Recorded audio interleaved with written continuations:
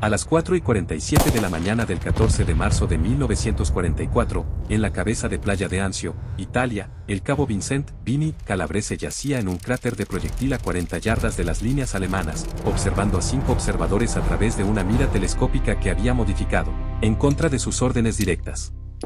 Los observadores estaban sentados en la ventana de una granja en ruinas. Las coordenadas salían de sus labios hacia las radios de campaña, dirigiendo el fuego de 88 milímetros que había matado a 11 estadounidenses en las últimas 6 horas. El procedimiento estándar decía, acaba con ellos uno a uno. Un disparo, un observador. 4 oportunidades para que los demás se dispersen y anuncien tu posición antes de que puedas abrir el cerrojo. Vini tuvo una idea diferente, una idea ilegal, una que podría ponerlo frente a un pelotón de fusilamiento si fallaba. En los siguientes 90 segundos, rompería 3 reglas, violaría el manual de armas y dispararía un tiro inexistente. Los observadores alemanes morirían antes de comprender que los golpeó. Y el ejército de los Estados Unidos pasaría 6 meses tratando de decidir si lo ahorcaban o lo ascendían. Vincent Calabrese creció en Red Oak, Brooklyn, donde el canal de Gowanus olía a diésel y pescado muerto, y todos los hombres mayores de 16 años trabajaban en los muelles o en el astillero. Su padre descargaba barcos mercantes. Su tío Sal reparaba motores de barco. Vini aprendió pronto que si algo se rompía, lo arreglabas tú mismo porque esperar a que la empresa lo arreglara significaba no comer. A los 14 años, modificaba motores de coches en el taller de su tío. Nada del otro mundo, ajustes de sincronización, ajustes del carburador, pequeños cambios que marcaban grandes diferencias. Tenía un don para el ritmo mecánico, para entender por qué las cosas funcionaban como funcionaban y cómo podían funcionar mejor. También tenía mal carácter. 3 peleas antes de cumplir los 16. Una suspensión. Su madre decía que tenía las manos furiosas, pero una mente pensante, y no sabía que lo arruinaría primero. Diciembre de 1941 resolvió esa cuestión. Se alistó 2 días después de Pearl Harbor. El ejército lo examinó, comprobó su precisión de tiro y le entregó un fusil Springfield 1903. Lo nombraron francotirador explorador y lo enviaron al norte de África, luego a Sicilia y finalmente a Italia continental. Para marzo de 1944, llevaba 7 semanas en Anzio.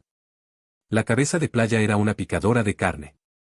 32.000 hombres atrapados en una bolsa de 6 millas de profundidad y 16 millas de ancho, con la artillería alemana en el terreno elevado lanzando proyectiles a todas horas, todos los días. Los observadores eran el problema. Observadores avanzados alemanes ocultos en granjas, campanarios y arboledas. Observaban los movimientos aliados con binoculares y comunicaban las coordenadas a las baterías de 88 milímetros ubicadas en las colinas. Los francotiradores estadounidenses podían eliminar a 1, o incluso a 2, antes de que los demás se movieran. Los alemanes lo sabían. Distribuyeron a los observadores en grupos, apostando a que el procedimiento estadounidense, un disparo, un objetivo, les daría tiempo a los demás para escapar. Funcionó.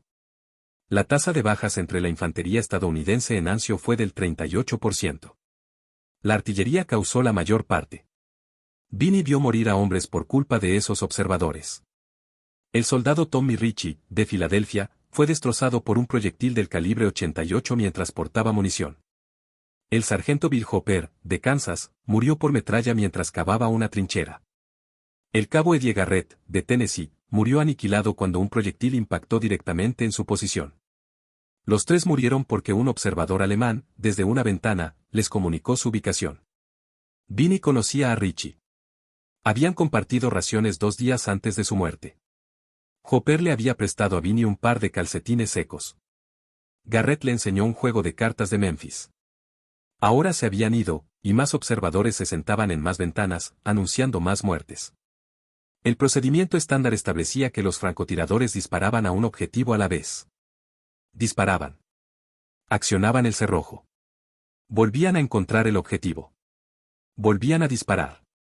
El Springfield 1903 era un rifle de cerrojo con cargador interno de 5 balas. Preciso, fiable y lento. Entre disparos, un francotirador entrenado necesitaba de 3 a 4 segundos para accionar el cerrojo, volver a encontrar el objetivo a través de la mira y disparar. 4 segundos eran suficientes para que un observador gritara una advertencia, tomara su radio y desapareciera. 4 segundos significaban que los demás observadores se dispersaban como ratas y que habías desperdiciado tu posición por una sola muerte. Vinny lo vio ocurrir una docena de veces. Un francotirador derribaba a un observador, los demás desaparecían. Media hora después, reaparecían en otro lugar y los proyectiles volvían a caer. El cálculo fue brutal. 5 observadores en una ventana. Matar a uno. Los otros 4 escapan, se reubican y matan a 10 estadounidenses antes de que termine el día. Se lo planteó al teniente Hargrove, su líder de pelotón. Hargrove era un graduado de West Point que creía que el manual era la ley del evangelio. Atacas al objetivo principal, dijo Hargrove. Luego te mueves. Ese es el procedimiento, señor. Para cuando me muevo, los demás observadores ya se han ido.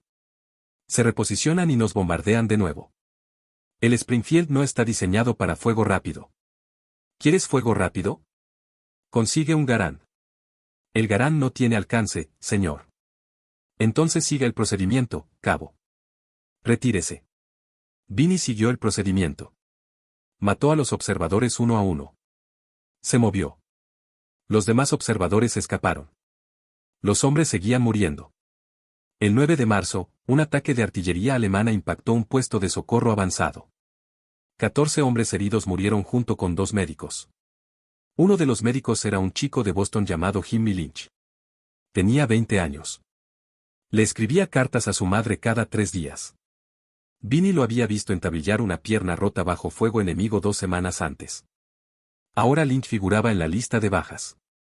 Esa noche, Vinny estaba sentado en su trinchera, con el Springfield sobre su regazo, pensando en la sincronización. El problema no era el rifle. El Springfield tenía una precisión de hasta 800 yardas. El problema era el cerrojo. Cada vez que lo disparaba, perdía 4 segundos. 4 segundos que los observadores solían perder. ¿Y si no accionaba el cerrojo?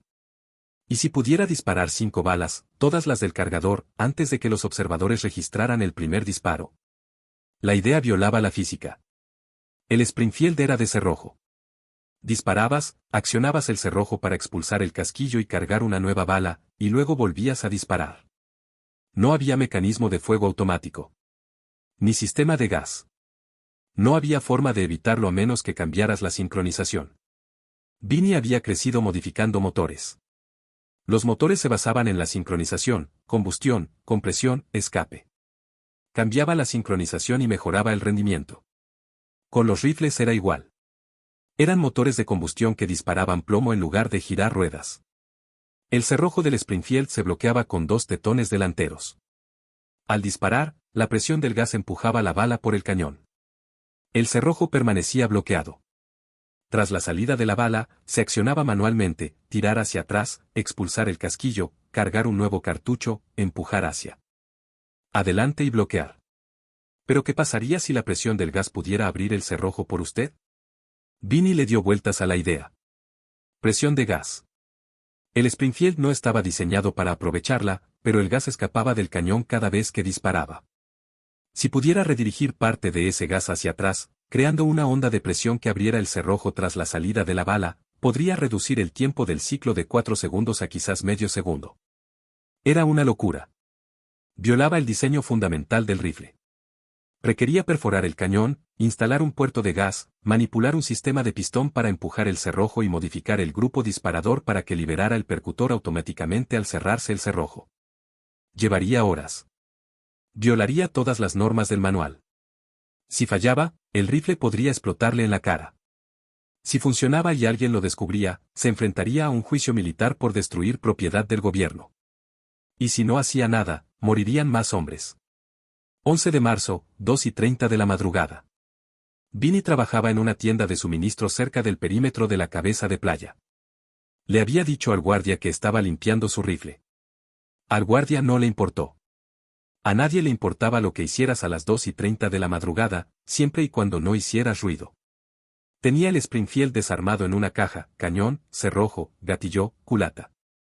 Cada pieza estaba dispuesta como un motor que estaba reconstruyendo en el garaje de su tío. El olor a aceite para armas llenaba la tienda. Afuera, un lejano estruendo de artillería resonaba desde las colinas. Los alemanes disparaban munición de hostigamiento por la noche solo para no dejar dormir a nadie. Vinny trabajaba con una linterna, con las manos firmes a pesar del frío. Primer paso, perforar un puerto de gas en el cañón. Había pedido prestado un taladro manual a los ingenieros. El cañón era de acero forjado, duro como el casco de un barco. Midió 15 centímetros desde la recámara, marcó el punto con un lápiz graso y empezó a perforar. La broca chirrió contra el metal. Perforó lentamente, comprobando la profundidad cada pocos minutos. Si era demasiado superficial, el gas no se liberaría. Si era demasiado profundo, debilitaría el cañón. 15 minutos. La broca perforó. Inspeccionó el agujero, limpio, de 3 milímetros de diámetro. Sopló las virutas de metal y limpió el cañón. Segundo paso, fabricar un pistón de gas. No tenía taller mecánico. Tenía una tienda de campaña, una lima y chatarra de un semioruga alemán destruido. Cortó un trozo de varilla de acero y lo limó hasta que encajó en un tubo que había hecho con una antena de radio rota. El pistón debía deslizarse con suavidad, pero con la suficiente firmeza para sellar. Lo probó 20 veces, lijándolo y ajustándolo hasta que encajó a la perfección. Paso 3. Conectar el sistema de pistón al cañón. Usó un cable de un equipo de comunicaciones, envolviéndolo firmemente alrededor del cañón para asegurar el tubo de gas. El tubo iba desde el puerto de gas hacia el cajón de mecanismos, en ángulo para atrapar el gas que escapaba y empujar el pistón. El pistón se conectaba al cerrojo mediante una fina varilla de acero que había doblado y limado. Tenía las manos negras de grasa. Le dolían los dedos. Se cortó el pulgar con un borde afilado y se lo vendó con una tira de tela arrancada de su camiseta. Paso 4. Modificar el grupo del gatillo. Esta era la parte peligrosa. El gatillo debía soltarse automáticamente al cerrarse el cerrojo para que el rifle volviera a disparar sin que él lo apretara. Limó el fiador, ajustó la tensión del resorte del martillo y probó el mecanismo a mano. El martillo saltó hacia adelante con un clic seco. Demasiada tensión y no se reajustaba. Demasiada tensión y podría fallar. Ajustó, probó, volvió a ajustar. 40 minutos de prueba y error, con los dedos acalambrados por el frío. A las 4:15 de la mañana, el rifle estaba reensamblado. Parecía casi normal. El tubo de gas estaba oculto a lo largo del cañón, camuflado con barro y tela. Las modificaciones internas eran invisibles a menos que se desmontara la acción. Vinny sostuvo el rifle en sus manos y sintió el peso de lo que había hecho. Si funcionaba, había creado algo que oficialmente no existía. Si fallaba, había destruido un equipo militar y arriesgado su vida por una teoría. Cargó 5 balas en el cargador, salió a la oscuridad del amanecer y encontró un lugar detrás de la tienda de suministros donde nadie lo vería. Apuntó a un terreno a 40 metros de distancia. Apretó el gatillo. El rifle disparó. El retroceso le golpeó el hombro. El sistema de gases funcionó. Oyó el cerrojo girar, un chasquido metálico al retroceder el pistón. El casquillo se expulsó. Una nueva bala entró en la recámara. El rifle volvió a disparar. ¡Bum! ¡Clac! ¡Bum! ¡Clac! ¡Bum! 5 disparos en 2 segundos. El rifle se sacudió como una mula. El cañón se calentó rápido. Pero funcionó. Vinny se quedó allí, con el humo saliendo del cañón y los oídos zumbando. Acababa de convertir un rifle de cerrojo en algo parecido a una semiautomática. No debería haber funcionado, pero funcionó. Ahora solo le quedaba usarlo sin que lo atraparan. 14 de marzo, 4:30 de la mañana. Inteligencia reportó 5 observadores alemanes en una granja a 600 yardas más allá de la alambrada. Los observadores habían solicitado 3 ataques de artillería durante la noche, matando a 6 estadounidenses e hiriendo a otros 11. Vinny se ofreció como voluntario para la patrulla. El teniente Hargrove lo aprobó sin levantar la vista del mapa. Un objetivo, Calabrese, y luego muévete. Sí, señor. Vinny se arrastró por la alambrada a las 4:15 de la mañana. El suelo estaba frío y húmedo. El barro empapaba su uniforme. Se movía lentamente, con el rifle en los brazos, evitando el terreno abierto donde las bengalas pudieran exponerlo. La casa de campo se encontraba en una colina baja, con las ventanas del segundo piso orientadas hacia las líneas estadounidenses. Encontró un cráter de proyectil a 40 metros de la casa y se instaló. El cráter apestaba a cordita y tierra podrida. Apoyó el rifle en el borde, usando una manta enrollada como apoyo. A través de la mira, pudo ver la ventana de la granja. 5 siluetas. Observadores alemanes vestidos de gris, encorvados sobre radios y mesas de mapas. Uno de ellos sostenía binoculares, observando las líneas estadounidenses. Otro hablaba por un radioteléfono, moviendo la boca al transmitir las coordenadas. A Vinny le latía el corazón con fuerza. 5 objetivos. El procedimiento habitual era eliminar primero al de los binoculares y luego moverse antes de que los demás reaccionaran. Pero si su modificación funcionaba, podría eliminar a los 5 antes de que comprendieran lo que estaba pasando. Ajustó su respiración y redujo el ritmo cardíaco. La mira se fijó en el pecho del primer observador. 600 yardas. Sin viento. Tiro limpio. Él apretó el gatillo. El rifle disparó. El primer observador se sacudió hacia atrás, y los binoculares se le cayeron de las manos. El sistema de gas se activó. El rifle volvió a disparar. La cabeza del segundo observador se echó hacia atrás.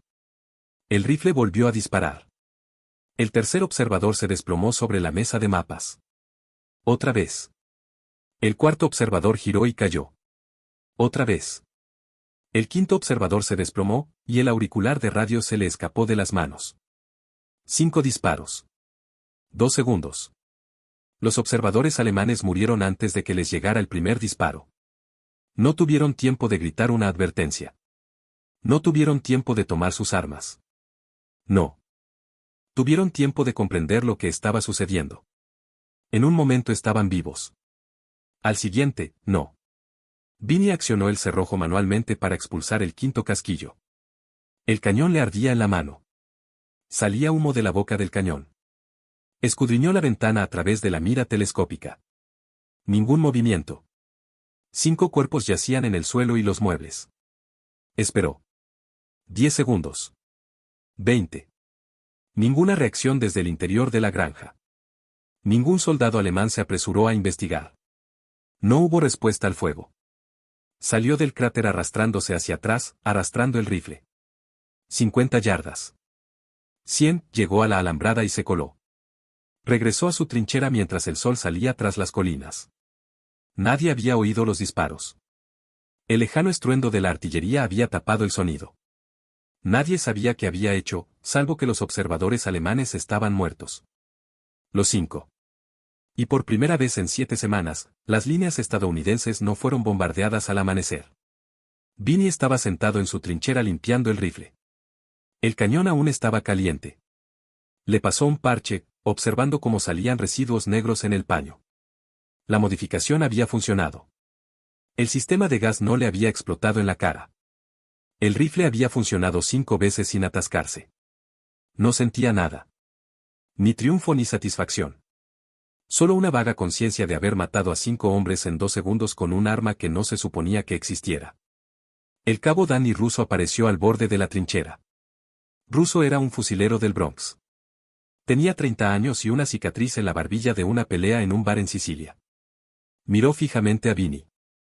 Eliminaste ese nido de observadores. Vinny no levantó la vista. Sí. Los 5 observadores.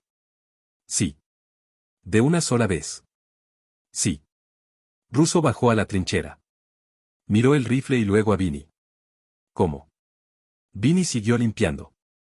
Secreto comercial. Calabrese. Llevamos 3 días bombardeados por esos observadores. Acabas de matar a los 5 antes de que pudieran dispersarse. ¿Cómo demonios lo hiciste? Vinny bajó el rifle. Miró a Russo. ¿De verdad quieres saberlo? Sí. No es regulación. No me importa. Vinny explicó. El puerto de gas, el pistón, el gatillo modificado. Russo escuchó sin interrumpir. Cuando Vinny terminó, Russo guardó silencio un buen rato. Luego dijo, le hiciste un agujero a un fusil del gobierno. Sí. Modifiqué el disparador. Sí. Eso es destrucción de propiedad militar. Lo sé. Si Hargrove se entera, te enfrentarás a un juicio militar. Lo sé. Russo tomó el rifle, examinó el tubo de gas que rodeaba el cañón, probó el cerrojo y lo dejó con cuidado. Funciona siempre. Trabajé esta mañana. ¿Cuántas rondas? 5. Esa es la capacidad del cargador. Russo asintió lentamente. 5 disparos en 2 segundos. Dios mío, Calabrese. Construiste una ametralladora con un Springfield. No es una ametralladora. Es semiautomática. Aún así, hay que apuntar. Aún así. 5 observadores en una sola pasada. Eso es ilegal. Genial. Russo abandonó la trinchera. Al mediodía, otros 3 francotiradores habían visitado la posición de Vini. Al anochecer, la noticia se había extendido por el pelotón de exploración. Nadie le avisó al teniente Hargrove. Nadie redactó un informe. Pero los francotiradores empezaron a hacerle preguntas a Vini. Preguntas detalladas. ¿Qué profundidad tenía el puerto de gas? ¿Qué diámetro? ¿Cómo se instaló el pistón? Vini respondió a regañadientes.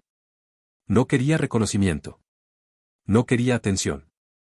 Quería que los hombres dejaran de morir porque los observadores alemanes tenían 4 segundos para escapar.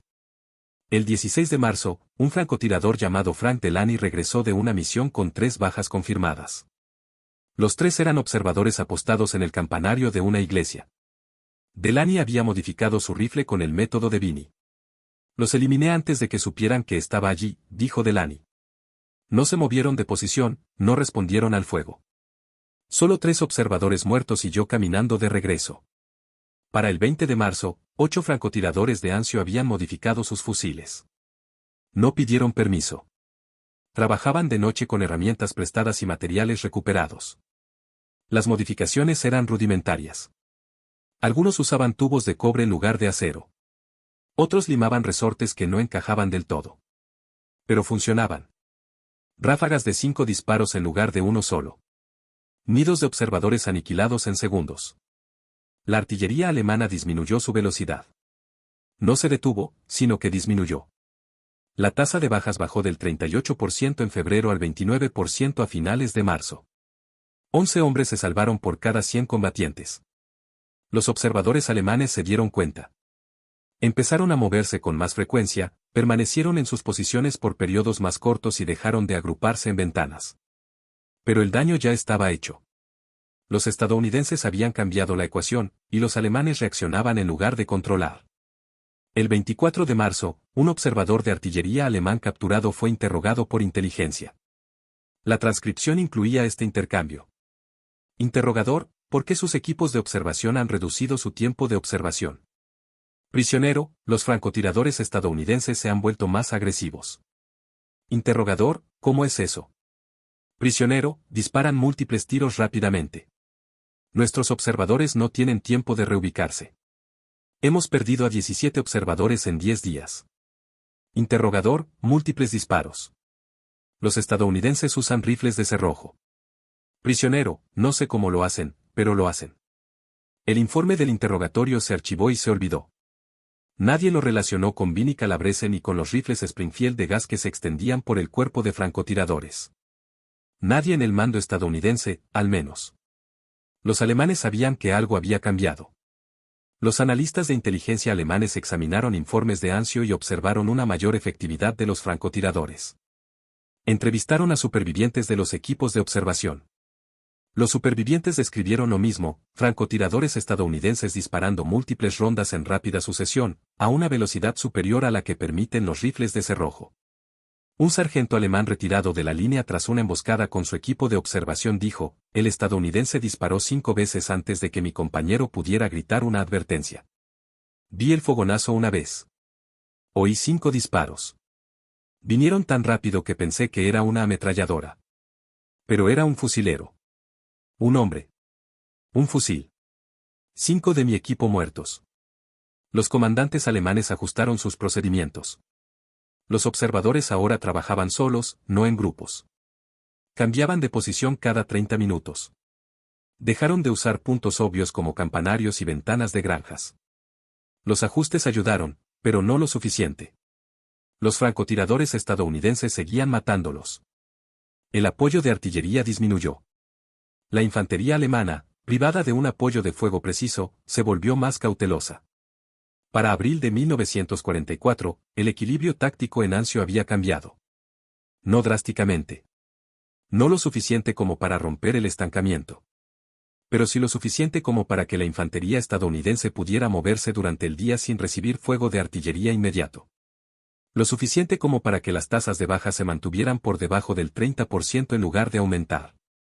Y ningún informe oficial mencionaba rifles modificados ni modificaciones no autorizadas. Los francotiradores guardaron el secreto. Se comunicaban entre ellos en voz baja y compartían herramientas. Se enseñaban mutuamente la técnica. Perfora aquí. Archiva esto. Ajusta ese resorte. El teniente Hargrove no se dio cuenta. O si lo hizo, no dijo nada.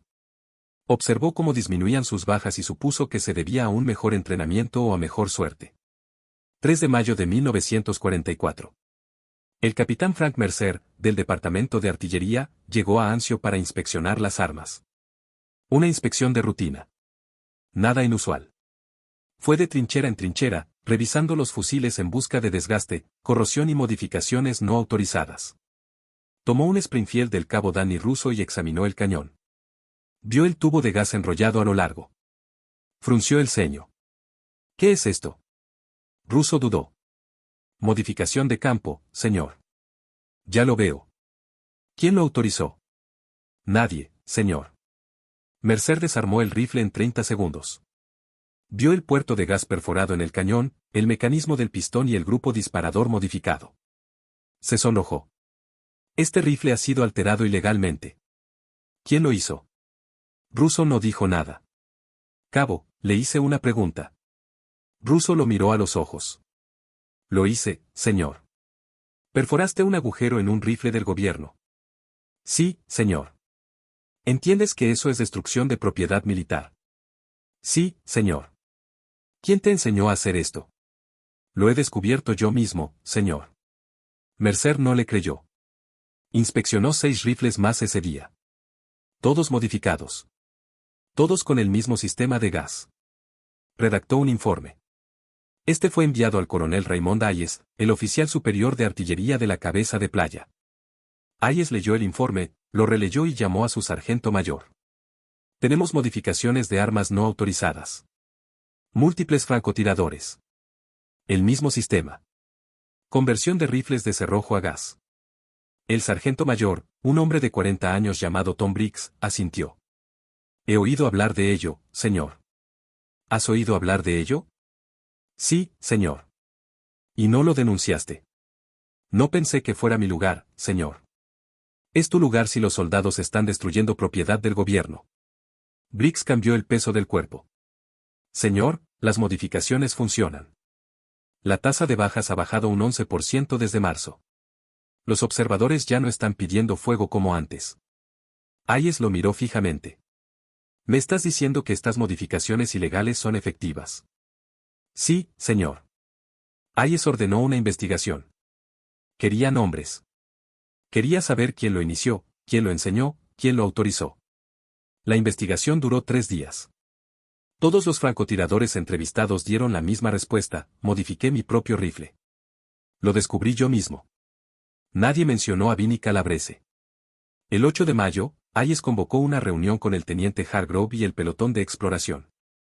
12 francotiradores se encontraban en una tienda de suministros, con los rifles a los costados.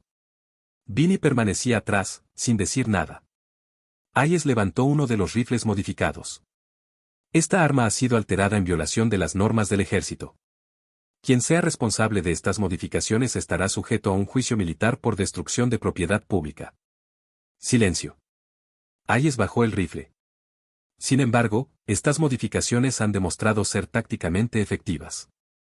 La tasa de bajas en esta cabeza de playa ha disminuido un 11% en las últimas 6 semanas. El fuego de artillería ha disminuido. Los observadores enemigos han sido neutralizados con mayor eficiencia. Hizo una pausa y miró a los francotiradores. Ordeno una evaluación de ingeniería de estas modificaciones. Si la evaluación confirma que son seguras y eficaces, recomendaré su adopción oficial. Hasta entonces, cualquier soldado que sea sorprendido modificando un arma sin autorización se enfrentará a medidas disciplinarias. Se fue. Los francotiradores se quedaron allí, sin saber si los habían amenazado o elogiado. El teniente Hargrove se quedó atrás. Caminó hasta el fondo de la tienda donde estaba Vinnie. Calabreses. Señor. Tú empezaste esto. Señor, yo. No me mientas. No soy idiota. Eres el único francotirador de este pelotón con experiencia en mecánica. Creciste arreglando motores. Modificaste tu rifle y los demás te copiaron. Vinnie no dijo nada. Hargrove bajó la voz. Debería someterte a un consejo de guerra. Pero no lo haré. ¿Sabes por qué? No, señor. Porque salvaste vidas. Richie, Hopper, Garrett, Lynch. Todos esos hombres murieron porque no pudimos eliminar a los observadores con la suficiente rapidez. Solucionaste ese problema. Ilegalmente, con imprudencia, pero lo solucionaste. Se acercó. La evaluación de ingeniería durará 6 semanas. Si da positivo, te reasignarán a una unidad de entrenamiento para enseñar esta técnica. Si da negativo, te enfrentarás a un consejo de guerra. ¿Entendido? Sí, señor. Hasta entonces, mantén la cabeza baja. No modifiques más rifles. No le enseñes a nadie más. Y, por el amor de Dios, no hables con ningún periodista. Sí, señor. Hargrove se fue. Vinnie se quedó solo en la tienda. Le acababan de decir que su futuro dependía de si los ingenieros del ejército aprobaban algo que había construido en una tienda de suministros a las 2 de la madrugada. La evaluación de ingeniería duró 9 semanas, no 6. Un equipo del campo de pruebas de Aberdeen llegó a Anzio a finales de mayo y recogió 3 rifles modificados. Los enviaron de vuelta a Maryland para realizar pruebas. Los ingenieros dispararon 500 balas con cada rifle. Midieron la presión del gas, la velocidad del cerrojo, la tensión del cañón y la sincronización del gatillo. Desarmaron los rifles y examinaron cada componente. Redactaron un informe de 47 páginas. Conclusión: la modificación accionada por gas aumenta la cadencia de fuego en aproximadamente un 300% sin comprometer la precisión ni la seguridad. La vida útil del cañón se reduce aproximadamente un 15% debido al aumento del estrés térmico. El mecanismo del gatillo requiere un ajuste cuidadoso para evitar disparos accidentales. Se recomienda una implementación controlada con especificaciones de fabricación estandarizadas. El informe permaneció en Washington durante 6 semanas. Fue revisado por el Departamento de Artillería, la Junta de Infantería y la Oficina del Jefe de Estado Mayor. Se produjeron debates. Algunos oficiales argumentaron que la modificación violaba la filosofía de diseño del Springfield. Otros argumentaron que salvó vidas. El 12 de agosto de 1944, el Departamento de Guerra publicó el Manual Técnico 9-1905A, modificación de campo del fusil Springfield M1903 para funcionamiento semiautomático a gas. El manual incluía instrucciones detalladas, diagramas y mediciones. Autorizaba a armeros capacitados a realizar la modificación bajo supervisión. El manual no mencionaba a Vinnie Calabrese ni a Anzio. Atribuía la modificación a observaciones de campo y análisis de ingeniería. Para septiembre de 1944, se habían convertido 200 fusiles Springfield según las especificaciones oficiales. Para noviembre, la cifra ascendía a 800. Los fusiles se desplegaron en unidades de francotiradores en Italia, Francia y el Pacífico. La modificación se convirtió en estándar para los equipos de francotiradores de reconocimiento que operaban en entornos con un alto índice de bajas. La tasa de bajas entre los francotiradores exploradores se redujo un 14% en comparación con las tasas previas a la modificación. Estimaciones conservadoras atribuyeron al Springfield, propulsado por gas, la salvación de 340 vidas estadounidenses entre agosto de 1944 y mayo de 1945. Vinnie Calabrese no recibió ningún reconocimiento oficial. Ninguna medalla. Ninguna condecoración. Su hoja de servicio mencionaba una reasignación al Centro de Entrenamiento de Infantería en Fort Benning, Georgia, en octubre de 1944. Pasó 6 meses enseñando puntería y mantenimiento de armas. Nunca mencionó la modificación. Cuando los alumnos preguntaban sobre técnicas de tiro rápido, los remitía al manual técnico. 15 de diciembre de 1944. Fuerte Benning, Georgia. Vinnie recibió órdenes de presentarse en la oficina del fiscal general. Caminó por la plaza de armas, con el Springfield al hombro, las botas lustradas y el uniforme planchado. El capitán Morris, oficial del JAG, estaba sentado tras un escritorio lleno de papeles. Señaló una silla. Siéntese, cabo. Vinnie se sentó. Morris abrió un expediente. Cabo Vincent Calabrese, número de servicio 321588847. Francotirador explorador, Quinto Ejército, Cabeza de Playa Anzio. Modificó un fusil del gobierno sin autorización en marzo de 1944. Sí, señor. ¿Entiendes que eso es destrucción de propiedad militar? Sí, señor. Perforaste el cañón. Modificaste el mecanismo del gatillo. Fabricaste piezas no autorizadas. Sí, señor. Morris cerró el expediente. ¿Por qué? Vinnie lo miró a los ojos. Los hombres morían, señor. Los observadores alemanes estaban pidiendo artillería más rápido de lo que podíamos matarlos. El procedimiento estándar no funcionaba. Pensé que podía arreglarlo. Y no pediste permiso. Sabía cuál sería la respuesta. Entonces violaste las regulaciones. Sí, señor. Morris se reclinó en su silla. Su modificación ha sido adoptada oficialmente. 800 fusiles convertidos. 14% de reducción de bajas. 340 vidas salvadas. Hizo una pausa. Deberías recibir una medalla. Vinnie no dijo nada. Pero destruyeron propiedad del gobierno. Actuaron sin autorización. Animaron a otros soldados a hacer lo mismo. Morris tomó una hoja de papel. La recomendación del coronel Hayes es un juicio marcial. Baja deshonrosa. 6 meses de prisión. Las manos de Vinnie se apretaron contra los brazos del sillón. No dijo nada. Morris dejó el periódico. Sin embargo, la oficina del jefe de Estado Mayor ha revisado su caso. Han decidido que un proceso judicial generaría publicidad negativa. Un soldado sometido a un consejo de guerra por salvar vidas no tiene buena presencia en la prensa. Sacó otra hoja. Te reasignarán a una unidad logística de retaguardia. Sin servicio de combate. Sin entrenamiento. Sin reconocimiento público. Cumplirás con tu alistamiento procesando solicitudes de suministros en un almacén. Señor. Considérese afortunado, cabo. Violó las normas y se marcha sin juicio militar. Eso es más de lo que reciben la mayoría de los soldados. No hice esto para obtener reconocimiento, señor. Entonces no lo extrañarás. Morris se puso de pie. Puede retirarse. Vinnie dejó la oficina. Lo reasignaron a un depósito de suministros en Virginia.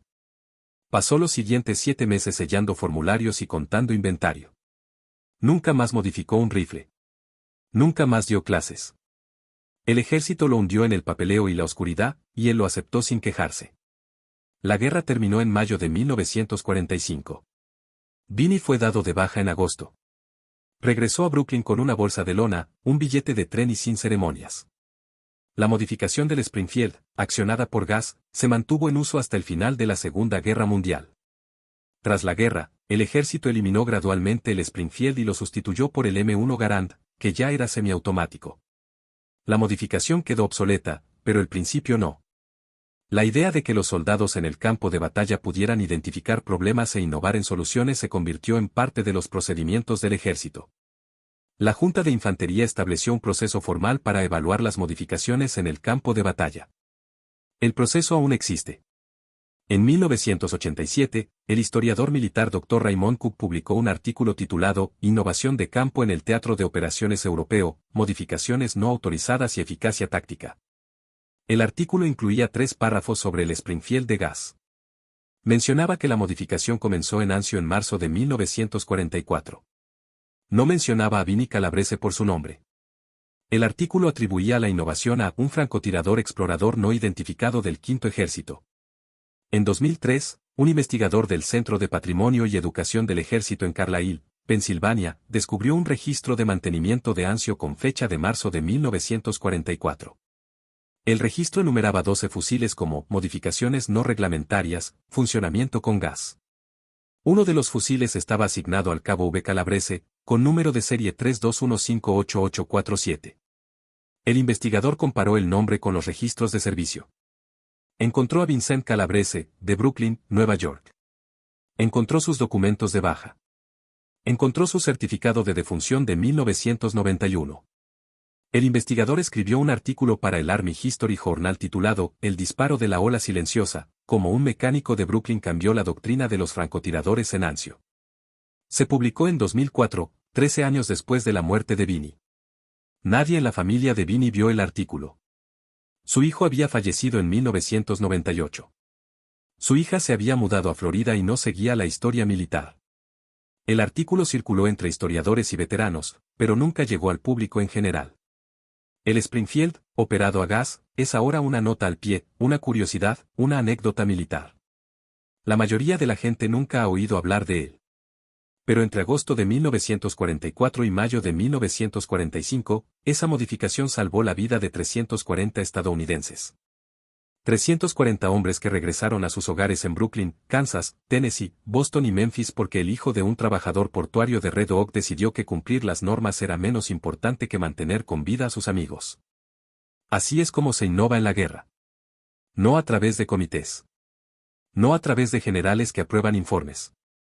A través de cabos que trabajan a las 2 de la mañana en tiendas de suministros, perforando cañones de fusiles, arriesgándose a un juicio militar porque no pueden ver morir a un hombre más. Vinnie Calabrese nunca buscó reconocimiento. No lo obtuvo. Su nombre no aparece en ningún registro oficial de innovación. No recibió ninguna medalla. No recibió ningún manual de entrenamiento.